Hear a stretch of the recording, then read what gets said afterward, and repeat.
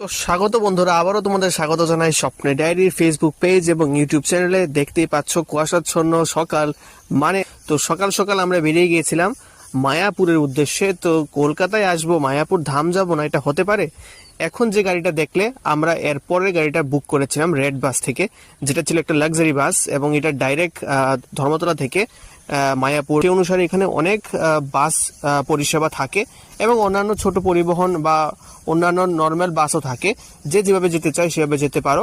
তবে আমাদের রেড বাসটা বুক করার পর পার হেড পড়েছিল প্রায় 1200 থেকে 1500 টাকার মধ্যে একজন। তো সেই অনুসারে প্রায় আমরা 1 ঘন্টা আগে পৌঁছে গিয়েছিলাম। সম্ভবত দেখতে পাচ্ছ যে সিটগুলোর ব্যবস্থা, আর ভিতরে এসি ছিল, সম্পূর্ণ এসি বাস। তো আমরা শহর থেকে বের হওয়ার সময় আমরা দেখলাম এখানে যে কলকাতার ঐতিহ্য, ইউনেস্কো রেকগনাইজড যেটা রয়েছে আমাদের সাইট, আমাদের ট্রাম, তো সেটা কিন্তু কলকাতায় এখন কমই দেখা যায়। ট্রাম পরিষেবা প্রায় বন্ধ বললেই চলে, কিন্তু এখনো কিছু কিছু জায়গায় হেরিটেজ রাখার জন্য কিন্তু ট্রাম ব্যবস্থা আছে। তো তাই এখন দেখো, আমরা সোজাসুজি শহর থেকে বেরিয়ে গিয়েছি এবং কৃষ্ণনগর পথের উদ্দেশ্যে যখন আমরা যাচ্ছিলাম তখন কিন্তু তারপর আবার আমরা কিন্তু সুন্দর হাইওয়ে করা কিন্তু হয়েছিল, এবং আমরা সর্বশেষে কিন্তু মোটামুটি কাছাকাছি এসে পৌঁছলাম। আর এখন যেখানে দেখতে পাচ্ছ, এটা আমরা এসে দাঁড়িয়েছিলাম কৃষ্ণনগর যে সুবিখ্যাত সর ভাজা আছে, এখানে একটু আমাদের বাসটা দাঁড়িয়েছিল জলপান করার জন্য। তো সেখান থেকে কিন্তু আমরা এই সুন্দর সর ভাজিটা নিয়ে ছিল আমাদের বাসটা, আর এই মাত্র মায়াপুর ধাম এসে পৌঁছলাম। তো আমাদের যাত্রা কিন্তু ভালোই হয়েছে, এবং সবার প্রথমেই আমরা এখানে তিলক করেছিলাম সবাই মিলে। এখান থেকে তিলক করার পর সোজা আমরা মন্দিরের উদ্দেশ্যে চলে গেলাম, এবং এটা ছিল এন্ট্রি গেটটা। আর এখানে আমরা মোট 2.5 ঘন্টা লেগেছে আমাদের আসতে। অন্যান্য গাড়ি পরিষেবায় হয়তো আর একটু বেশি সময় লাগে, 1-1.5 ঘন্টা আগে আমরা পৌঁছে গিয়েছি।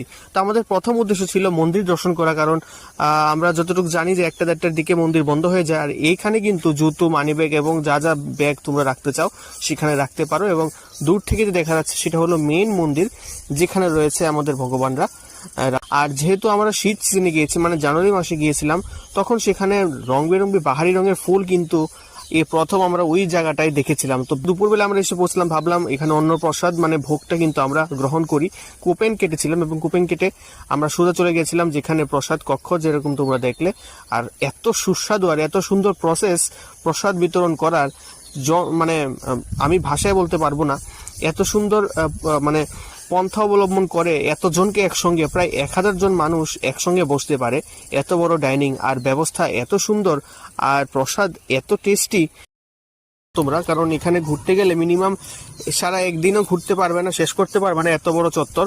তো সেখানে কিন্তু আমরা অনেক হনুমান দেখতে পাচ্ছ এখানে রয়েছে ছড়িয়ে ছিটিয়ে। তো এখন আমরা গোশালা উদ্দেশ্যে যাচ্ছিলাম। তো দেখতে পাচ্ছ বুলক কার্ট, যেটাকে